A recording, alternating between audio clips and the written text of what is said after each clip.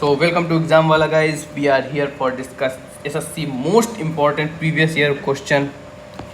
So question number one. Question number one says if there is a profit of 20% on the cost price of an article, the percent of profit calculated on its selling price will be.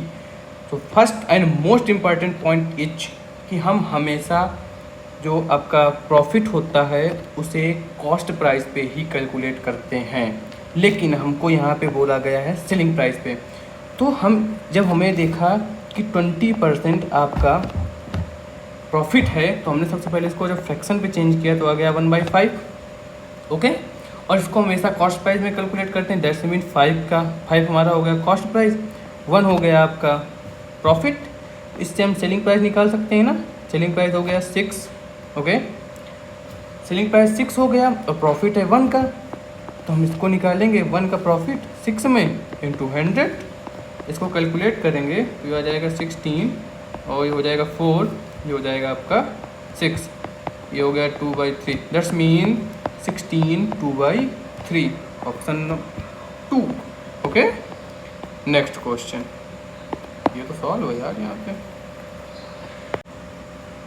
And the question number 2 says if the cost price of 15 book is equal to the selling price of 20 books, the loss percentage. That's mean जो question कह रहा है सबसे पहले उसको लिखेंगे 15 book का CP बराबर है 20 बुक के SP। SP means selling price, CP means cost price, okay. CP upon SP is equal to 20/15, that's mean 4/3। यहाँ तक कोई दिक्कत नहीं होनी चाहिए, बिल्कुल सिंपल है, ओके। अब हमने यहाँ पे देखा कि हमने कोई वस्तु 4 पे खरीदी और 3 पे उसको सेल की, दैट्स मीन लॉस हुआ। लॉस कितने का हुआ? 1 का। यहाँ पे कितने का लॉस हुआ?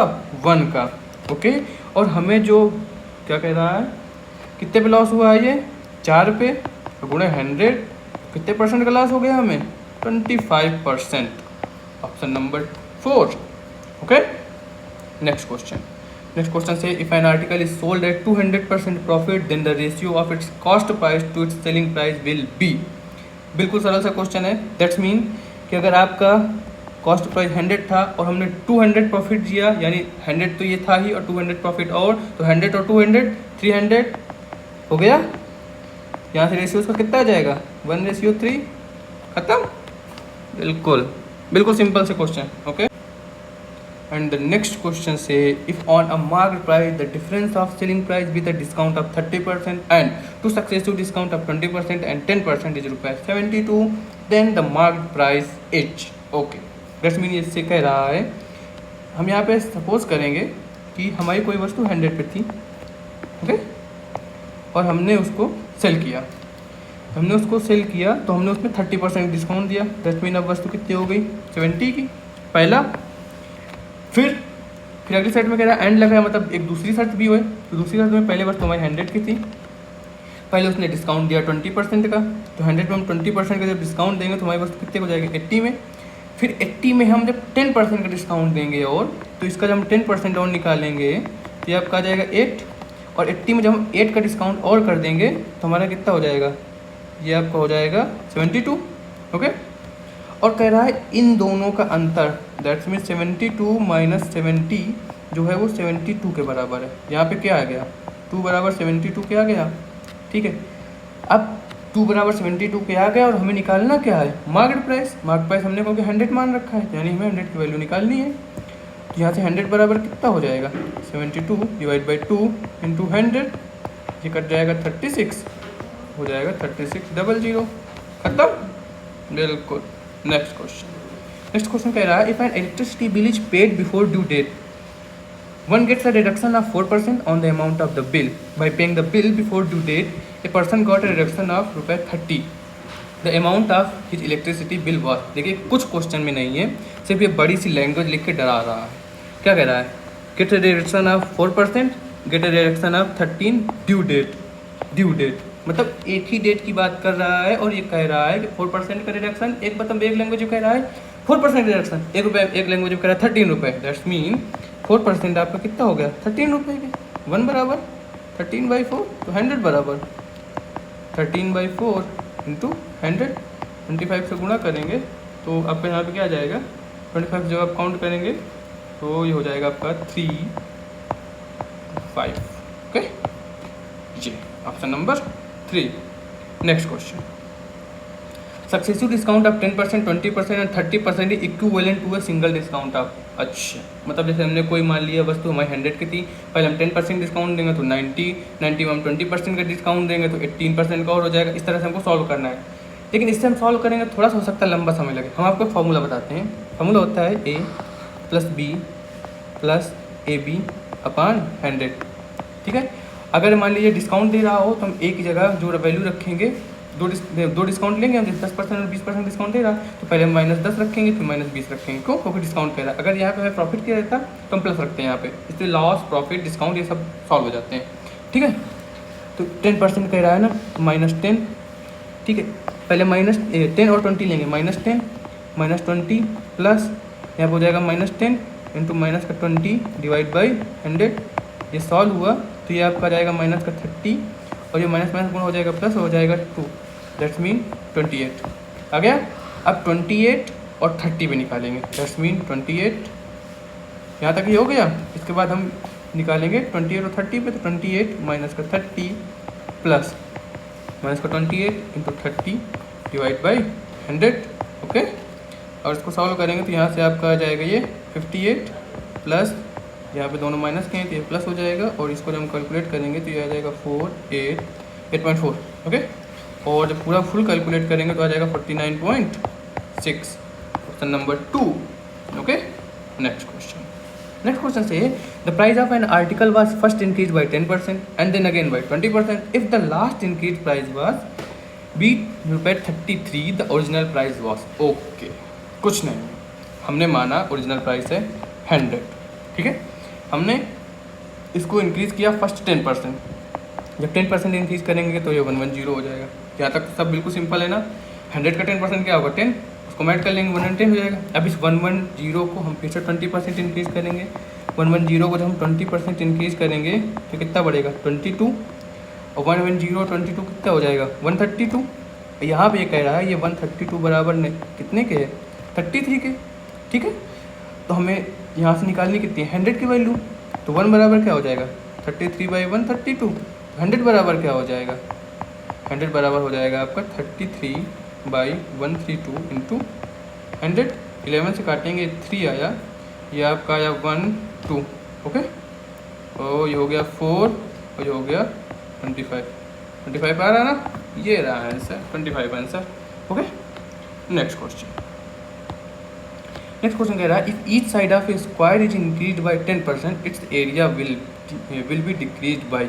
ओके, 10% दिया। देखिए ये सबसे बढ़िया सिंपल सा फार्मूला होता है। जब ये परसेंटेज वैल्यू दी हो तो आप इसका फ्रैक्शन याद करिए।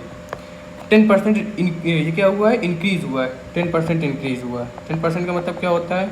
1/10, यानी अगर पहले 10 थी तो 10% में 1 इंक्रीज़ हुआ, अब 11 हो गया।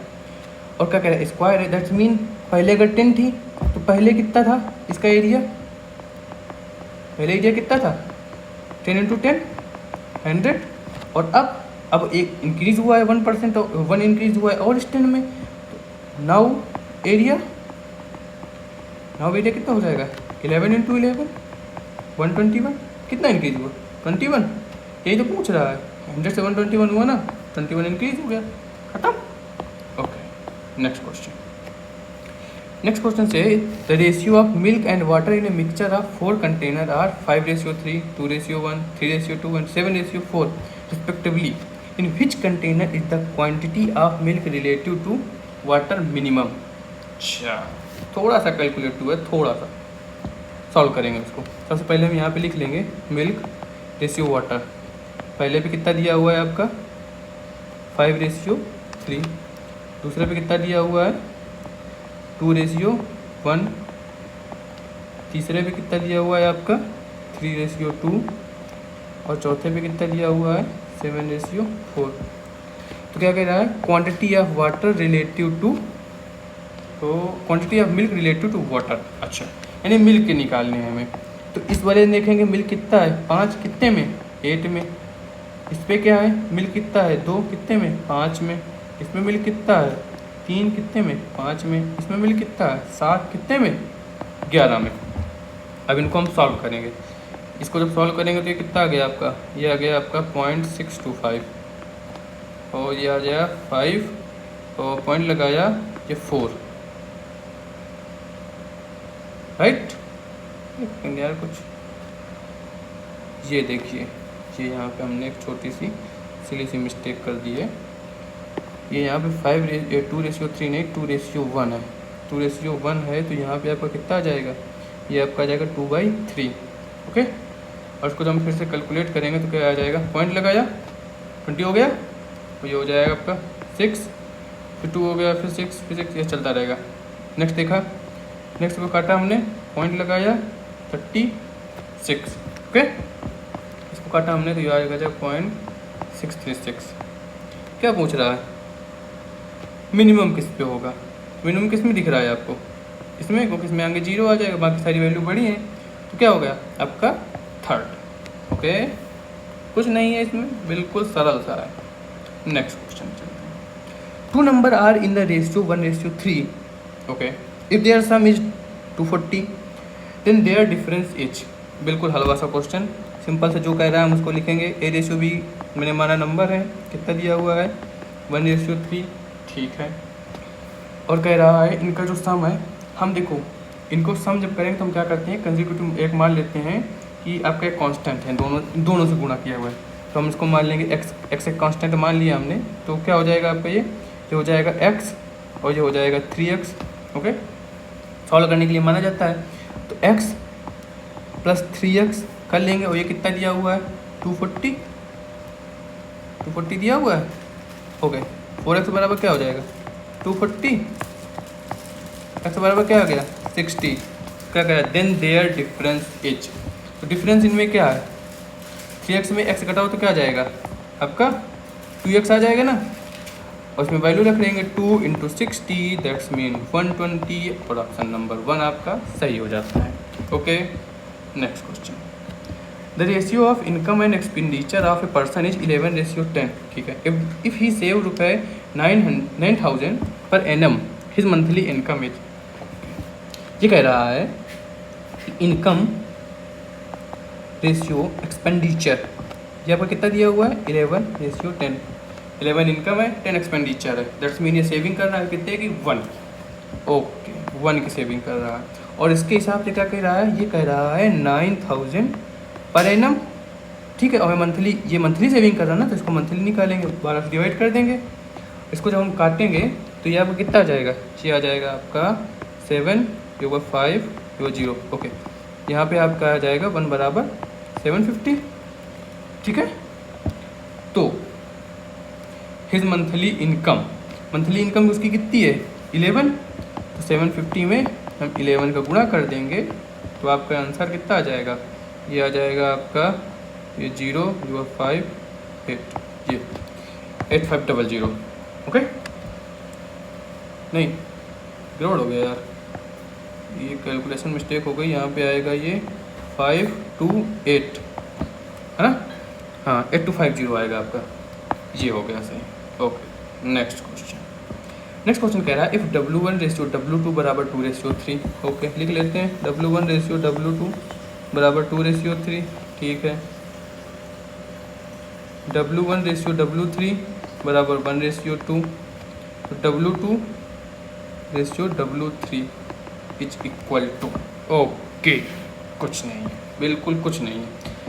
इस वाली क्वेश्चन को जो ये लिखा हुआ है, क्या हम इसको लिख सकते हैं W1/W2 2/3, कोई दिक्कत नहीं ना, ठीक है। अगर देखिए अगली वाली जो हुई उसको क्या लिख सकते हैं W1/W3 = 1/2, ये हमसे पूछ क्या रहा है, ये हमसे पूछ रहा है W2/W3, थोड़ा सा दिमाग लगाना है, तुरंत सॉल्व हो जाएगा। W2 ऊपर रखना है ना, इसमें हमको इस वाले में W2 दिया हुआ है, इसको हम उलट देते हैं, यानी कि इसको हम अगर W2/W1 रखते हैं तो 3/2 हो जाएगा। और अगर इसको और इसको गुणा करेंगे आपस में तो ये W1 कट जाएगा ना, दैट्स मीन हम ये कर सकते हैं W2/W1 × W1/W3, W2/W1 क्या है 3/2 है मान, और इसका क्या है 1/2 है, और ये कट जाएगा तो हमें क्या मिल जाएगा W2/W3, उसकी वैल्यू कितनी आ जाएगी 3/4। यही तो निकालना था, बस आंसर आ गया आपका। थोड़ा सा बस दिमाग लगाना था और आपका आंसर आ जाता है यहाँ पे 3:4। ओके ओके, नेक्स्ट क्वेश्चन पे चलते हैं। नेक्स्ट क्वेश्चन कह रहा है a copper wire of length 36 metre and the diameter of 2 mm is melted to form of sphere, the radius of the sphere is. Okay, सबसे मोस्ट इंपॉर्टेंट पॉइंट ये है कि जो हमारी वायर होती है वो एक सिलेंडरिकल शेप में होती है, और जब हम किसी चीज़ को मेल्ट करके दूसरे बनाते हैं तो हमेशा उसका वैल्यूम निकालते हैं। ओके, तो सबसे पहले हम इस कॉपर का वैल्यूम निकाल लेंगे कि ये कॉपर कितनी है। तो हम सबसे पहले इसकी लेंथ लिखेंगे। लेंथ कितनी दी हुई है 36 मीटर। ओके, डायामीटर क्या दिया हुआ है 2 mm। ठीक है, और हमें कह रहा है ये कह रहा है the radius of the sphere in centimetre. तो हम शुरुआत से ही सबको सेंटीमीटर में चेंज कर लेते हैं। तो लेंथ आपकी सेंटीमीटर में कितनी हो जाएगी 3600 सेंटीमीटर। ओके, और ये डायामीटर दिया हुआ है तो इसके हम पहले रेडियस निकालेंगे। सिलेंडर की रेडियस क्या होगी, जो कॉपर का वायर है इसकी हो जाएगी 2 mm से 1 mm, और इसको जब हम सेंटीमीटर में करेंगे तो 0.1 सेंटीमीटर। ओके, वॉल्यूम क्या होता है, वॉल्यूम ऑफ सिलेंडर क्या होता है πr²h। एनी प्रॉब्लम, कोई दिक्कत नहीं होनी चाहिए। पाई आर की वैल्यू कितनी दी हुई है 0.1 इंटू 0.1, और एच की वैल्यू कितनी दी हुई है 3600। एनी प्रॉब्लम, कोई दिक्कत नहीं। यहाँ से कितना आ जाएगा आपका, ये 36 पाई आ जाएगा, आ जाएगा। ये आया हमारी वैल्यूम का है कॉपर वायर का। और हम इससे क्या बना रहे हैं स्फीयर, तो हम स्फीयर का वैल्यूम लेंगे। स्फीयर का वैल्यूम क्या होता है, स्फीयर का वैल्यूम होता है वॉल्यूम ऑफ स्फीयर, क्या होता है 4/3 पाई r³। ठीक है, बस इसकी भाई देखो, जब हम शेप चेंज कर रहे हैं लेकिन वॉल्यूम नहीं चेंज होगा, दैट्स मीन कि वॉल्यूम ऑफ जो सिलेंडर होगा वॉल्यूम ऑफ स्फीयर के इक्वल होगा। वॉल्यूम ऑफ सिलेंडर कितना है 36 पाई, इसको हमने इक्वल कर लिया। यहाँ से ये कट गया, और यहाँ से आपका r³ क्या आ जाएगा, r³ आ जाएगा 36 इंटू 3/4, यह आ जाएगा 9। तो ये आ जाएगा r³ is equal to 27, r बराबर 3। यही तो निकालना था सेंटीमीटर। ये रहा आपका answer, option number 2। Okay, next question. Next question से रहा है the ratio of the radial of 2 wheel is 3:4, the ratio of their circumstances. Okay, सबसे पहले हम यहाँ पे जानेंगे कि सर्कमफेरेंस का फॉर्मूला क्या होता है। सर्कमफेरेंस को हम क्या बोलते हैं, परिधि। और परिधि क्या होती है किसी भी वृत्त के लिए 2πr। अब देखिए इसमें 2 और पाई ये कांस्टेंट है। अगर हमें 2 का रेशियो निकालना होता है तो अगर हमारे लिए एक हमारा पास ये दिया हुआ है सर्कमस्टेंस है जिसकी त्रिज्या r1 है, दूसरा क्या दिया हुआ है, दूसरा दिया हुआ है उसका 2 पाई, दूसरी त्रिज्या r2 है। अगर इनका दोनों का हम रेशियो निकालते हैं तो क्या हो जाता है, ये कट जाता है, तो कांस्टेंट है, तो क्या हो जाता है r1/r2। That's mean we can say कि अगर किसी भी जो रेडिल की अनुपात होता है वही सेम उसके सर्कमफेरेंस का अनुपात होता है। सिर्फ एक छोटा सा कॉन्सेप्ट है। इस हिसाब से अगर इसके रेडिल का अनुपात 3:4 है तो इसके सर्कमफेरेंस का भी क्या हो जाएगा 3:4। ओके ओके, नेक्स्ट क्वेश्चन कह रहा है if the length of a rectangle is increased by 10% and it's breath is decreased bye 10%, the change of its area will be. Okay, हमने जैसे पहले किया था 10% का फ्रैक्शन करेंगे। सबसे पहले हम देखते हैं लेंथ पे 10% का फ्रैक्शन क्या होता है 1/10। ठीक है, और क्या हो रहा है, लेंथ क्या हो रही है, इंक्रीज हो रही है ना। सबसे पहले लेंथ की बात करेंगे। लेंथ पहले क्या थी और बाद में क्या थी ये हम लिखते जाएंगे। तो पहले हमारे फ्रैक्शन के हिसाब से 10 थी और इंक्रीज हो रही है। इंक्रीज कितना हो रही है 1, तो अब क्या हो गई 11। फिर ब्रेथ की बात करेंगे। ब्रेथ क्या हो रही है 10% डिक्रीज हो रही है। 10% का मतलब क्या होता है 1/10, और डिक्रीज हो रही है मतलब 10 थी पहले और 1 डिक्रीज हो गई तो कितनी हो गई 99।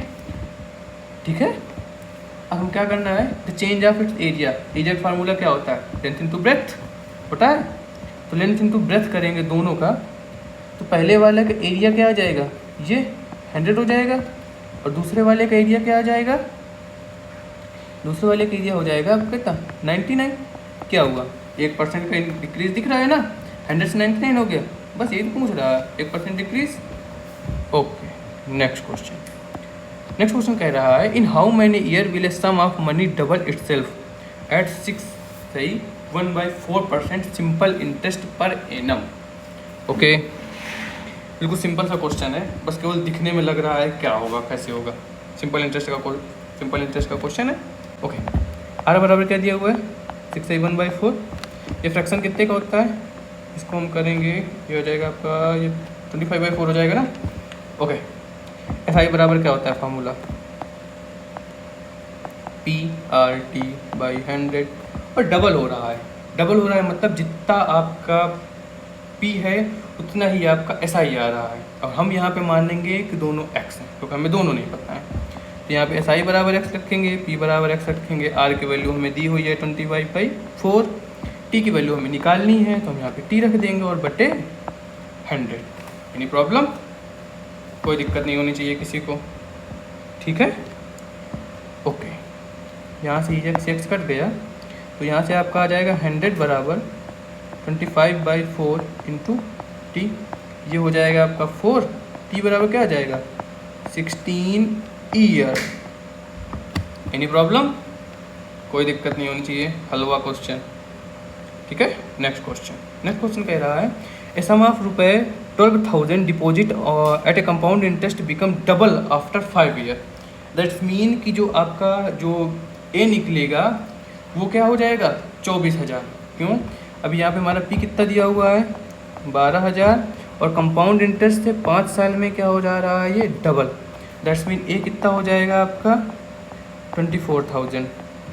बस सिंपल सा क्वेश्चन है, आपको एन की वैल्यू 5 दी हुई है, आर हमें निकालना है, अच्छा आर नहीं निकालना है, हमें निकालना है how much will be after 20 year. Okay R का कोई काम भी नहीं है इसमें, हम सीधे फार्मूला में रखेंगे। फार्मूला क्या होता है ए बराबर पी 1 + R/100 की पावर एन। ये कितना है 24,000 बराबर 12,000 1 + R/100 की पावर एन कितना दिया हुआ है 5 में 2 डबल हो रहा है, ठीक है। सॉल्व करेंगे इसको, ये आप कितना आ गया 2 हो गया कितना 1 + R/100 की पावर 5। दैट्स मीन ये हमसे ये बता रहा है क्वेश्चन कि 5 साल में R% की दर से कितना हो गया 2 हो गया, ठीक है। हमें कितने साल में चाहिए 20 साल में। अब ये कितना है 5 साल में, अगर इसमें 4 का और गुणा कर दे तो 20 साल के लिए हो जाएगा, यानी दोनों तरफ हम 4 का गुणा करेंगे इसमें, यानी 2 की पावर 4 = 1 + R/100 की पावर 5 × 4, 20 साल के लिए होगा। उधर कितना आ जाएगा, यहाँ से आपको कितना हो जाएगा ये 16 टाइम हो जाएगा, और यहाँ पे क्या हो जाएगा 1 + R/100 की पावर 20, 16 टाइम हो जाएगा ना। अभी कितना है 12,000 है, ठीक है। इसमें 16 पे गुणा करेंगे, दैट्स मीन 12,000 × 16, तो आप कितना हो जाएगा ये 219, ये 1,92,000 सही है। तो फिर से लिख देते हैं हम यहाँ पे, और ऑप्शन नंबर 4 आपका सही हो जाएगा। नेक्स्ट क्वेश्चन पढ़िए, इसको ध्यान से पढ़िए। इसमें आपको ये पाई चार्ट दिया हुआ है और इससे आपको आगे क्वेश्चन सॉल्व करने हैं, ठीक है। इसको आप देख लीजिए एक बार ध्यान से, हम आगे बढ़ते हैं। क्वेश्चन कह रहा है if the money spent on football was 9,000 how much more money was spend on hockey then on football. Okay football की बात कर रहा है ना, हम फुटबॉल को पाई में देखें कितने % से दिखाया गया है, ये दिखाया गया 45% से दिखाया गया है ना। ओके दैट्स मीन हम यहाँ पे कर सकते हैं कि 45% की वैल्यू क्या दी हुई है हमको यहाँ पे 9,000।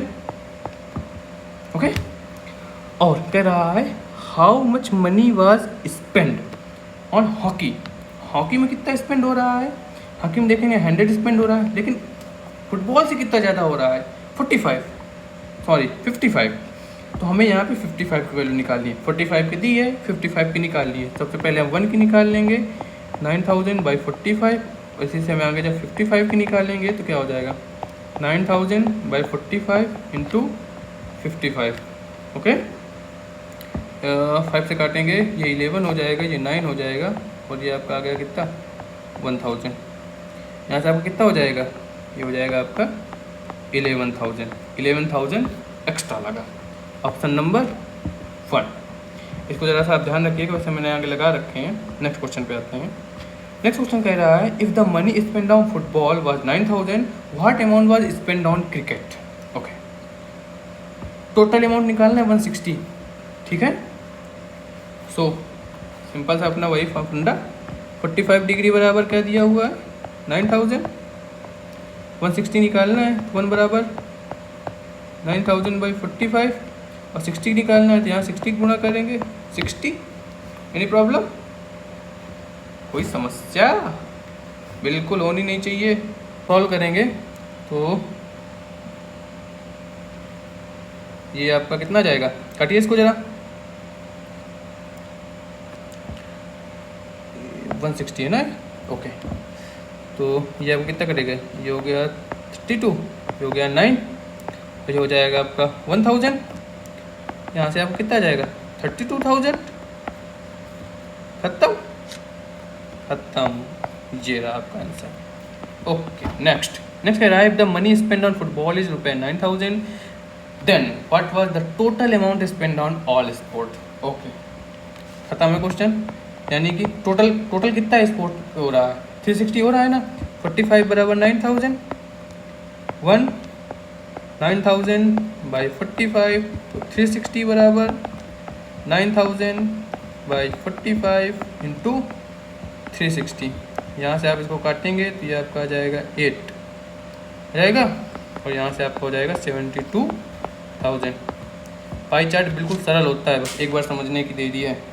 यहाँ से आपको हो जाएगा ऑप्शन नंबर 4, और इसी के साथ आपके क्वेश्चन यहीं पे ख़त्म होते हैं।